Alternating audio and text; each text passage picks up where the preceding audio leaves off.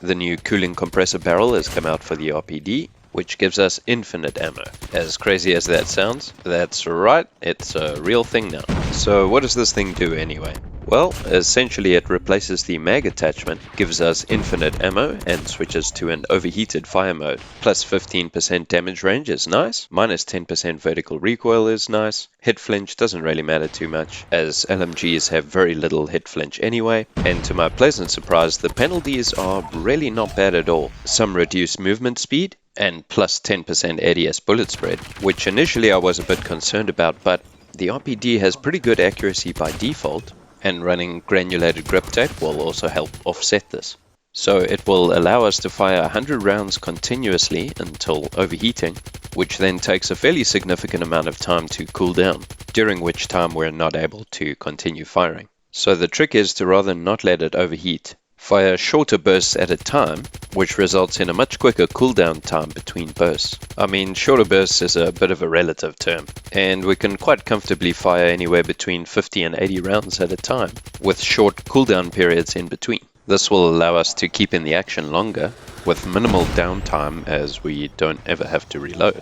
Testing it out, this thing works really well, and I actually had a lot of fun using it. Here's a good all-round build for you, with a suppressor, improved mobility and ADS speed, while maintaining decent accuracy. Alternatively, you could switch out the suppressor for FMJ or disable, or instead use the RTC steady stock to basically make it a laser beam, but at the cost of mobility and ADS speed improvements.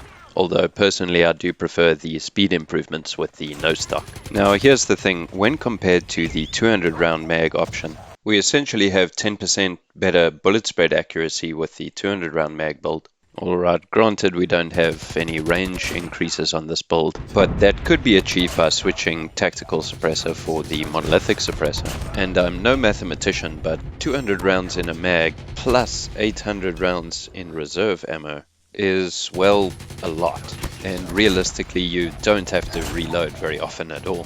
Plus, if you die you get all that ammo back anyway.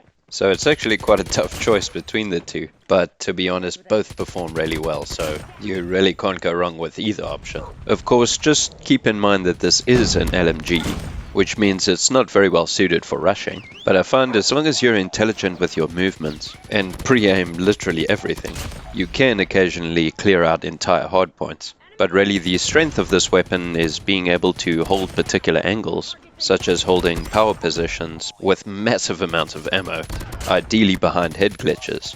And this gun is really effective at medium to longer ranges. So as long as you play this gun to its strengths, it will serve you really well. Well, that's it for today guys, thanks so much for watching. Hopefully you found this information helpful for you. Feel free to let me know in the comments what your opinions are on this attachment. And until next time, cheers.